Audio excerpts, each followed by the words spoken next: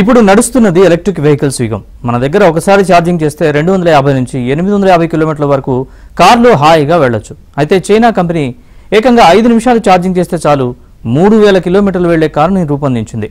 చైనాతో పోలిస్తే విద్యుత్ వాహనాల తయారీలో మనం వెనకబడ్డామా?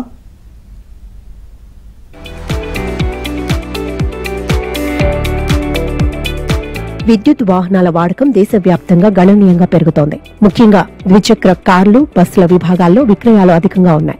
ప్రభుత్వ ప్రోత్సాహకాలు, పెరుగుతున్న పర్యావరణ అవగాహన, పెట్రోల్ ధరల పెరుగుదల, ఛార్జింగ్ మౌలిక సదుపాయాల విస్తరణ వంటి అంశాలు ఈ ధోరణికి కారణం. అనేక కంపెనీలు ఈవీల తయారీపై దృష్టి సారిస్తున్నాయి. హైదరాబాద్ లాంటి నగరాల్లో అయితే ఎక్కడ చూసినా ఎలక్ట్రిక్ వాహనాలే కనిపిస్తున్నాయి. ఒకసారి ఫుల్ ఛార్జింగ్ చేస్తే ఏకంగా 3000 కిలోమీటర్ల దూరం ప్రయాణించే వాహనాలు త్వరలోనే మార్కెట్లోకి రాబోతున్నాయి. చైనా కంపెనీ హువావే ఈ దిశగా కారును తయారు చేసింది. ఇటీవలి అధిక శక్తి సాంద్రత కలిగిన, వేగంగా ఛార్జ్ అయ్యి ఘన బ్యాటరీ రూపకల్పనపై పేటెంట్ దాఖలు చేసింది. ఇందులో నైట్రోజన్ డోప్డ్ సల్ఫైడ్ ఎలక్ట్రోడ్లు వాడుతున్నట్లు పేర్కొంది.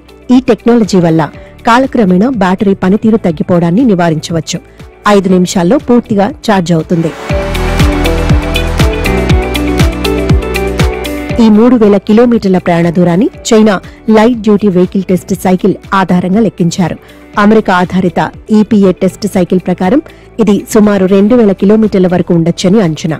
అయినప్పటికీ ఇది ప్రస్తుతం మార్కెట్లో లభించే అత్యుత్తమ ఈవీల కన్నా మెరుగైనదేనంటున్నారు నిపుణులు. ఇంత పెద్ద రేంజ్ ఇవ్వాలంటే కేవలం టెక్నాలజీ సరిపోదు, భారీ మరియు బరువైన బ్యాటరీ ప్యాక్లు అవసరమవుతాయి. దీని వలన వాహనం ధర పెరగడం సహజం.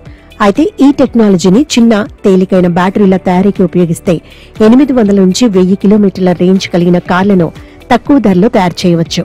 ఇది వాహన డైనమిక్స్ ను కూడా మెరుగుపరచనుంది.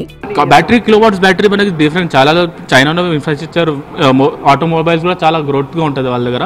ఇండియాలో కూడా మనకు ఫ్యూచర్లో వస్తాయి. కాబట్టి మనకు మేజర్ ఇన్ఫ్రాస్ట్రక్చర్ ఫెసిలిటీ మనకు ప్రొవైడ్ చేస్తే మన కంపెనీస్ బ్రాండ్స్ కూడా ఆలోచిస్తాయి. ఇండియాలో వచ్చేస్తున్నాయి భయ మన దగ్గర ఇది ఫీచర్స్ కూడా ఇవ్వచ్చు. దీంతో పాటు పెద్ద బ్యాటరీస్ కూడా పెద్ద బ్రాండ్స్ కూడా ప్రొవైడ్ చేస్తే అప్పుడు ఇండియా కూడా వస్తాయి. కాబట్టి మనకి మేజర్లో వచ్చేసి మనకి ల్యాగ్ ఎక్కడ అవుతున్నాయంటే ఛార్జింగ్ స్పాట్స్, గవర్నమెంట్ ఇచ్చే ఫెసిలిటీస్ చాలా తక్కువ ఉన్నాయి. గవర్నమెంట్ ఆలోచన చాలా తక్కువ ఇచ్చి వేరే దగ్గర నుంచి చాలా తీసుకున్న ఆలోచన ఎక్కువ ఉంది మన దగ్గర. హువావే వంటి సంస్థల రీసెర్చ్ టెక్నాలజీతో రాబోయే రోజుల్లో ఒక్కసారి ఛార్జ్ చేస్తే వారం రోజులు చుట్టేసే వాహనాలు రోడ్ల మీద కనిపించబోతున్నాయి. ఈవీ రంగంలో ఈ నూతన ప్రతి ఏటా సరికొత్త ఆవిష్కరణలు వస్తున్నాయి. మన దేశంలోనూ ఈవీ కార్ల తయారీలో టాటా మోటార్స్, మహీంద్రా కంపెనీలు దూసుకెళ్తున్నాయి. టెస్లా ఇటీవలే సేల్స్ ప్రారంభించిన దేశీయ కంపెనీల స్థాయిలో రాణించలేకపోతోంది. దేశీయంగా స్థిరమైన పాలసీల పరంగా ప్రభుత్వ తోడ్పాటు, కొత్త ఉత్పత్తుల ఆవిష్కరణతో ఎలక్ట్రిక్ వాహనాల వినియోగం గతేడాదితో పోలిస్తే 90% పెరిగింది. అంతర్జాతీయ మార్కెట్లలో ఎలక్ట్రిక్ వాహనాలకు సంబంధించి చైనా కంపెనీలతో ధరల పరంగా పోటీ పడటంపై దృష్టి పెడుతున్నట్లు టాటా మోటార్స్ ప్రకటించింది. ఇప్పటికే కొన్ని అంశాల్లో ధీటుగా పోటీనిస్తుండగా వచ్చే ఏడాదిన్నర వ్యవధిలో చైనా తయారీ సంస్థలకు సరి సమానమైన రేట్లకే వాహనాలను అందించే అవకాశాలున్నాయని చెప్పింది. భారీ ఉత్పత్తి స్థాయితో పాటు ప్రభుత్వం నుంచి లభించే ప్రోత్సాహకాలు చైనా కంపెనీలకు ప్రయోజనకరంగా ఉన్నాయి. అందుకే అవి తక్కువ రేట్లకు ఉత్పత్తులను అందించగలుగుతున్నాయి. రీసెర్చ్ విషయంలోనూ బ్యాటరీల తయారీలోనూ డ్రాగన్ కంపెనీలు దూసుకెళ్తున్నాయి.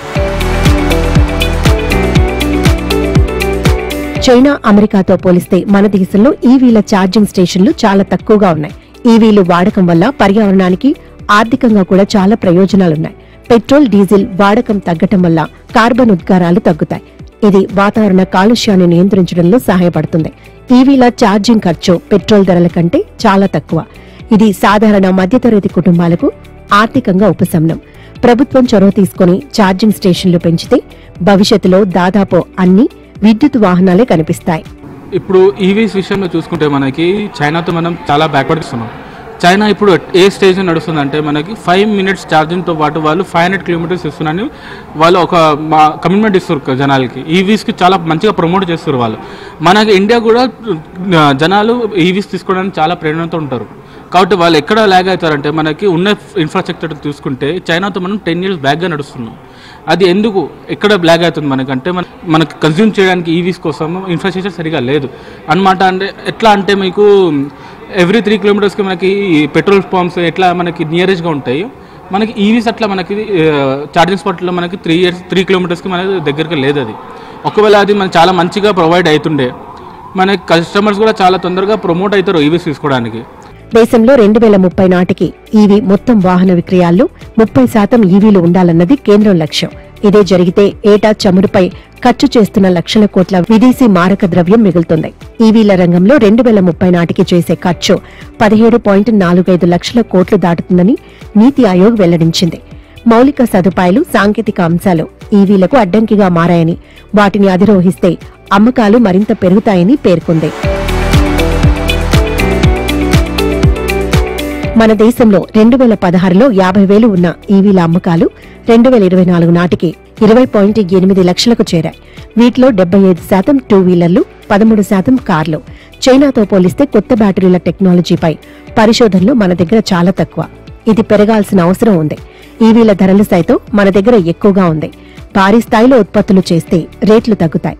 మన దేశంలో ఎక్కువగా విదేశాల నుంచి దిగుమతి చేసుకునే బ్యాటరీలపైనే ఆధారపడుతున్నాయి కంపెనీలు. దేశీయ తయారీకి మరిన్ని ప్రోత్సాహకాలివ్వాలి.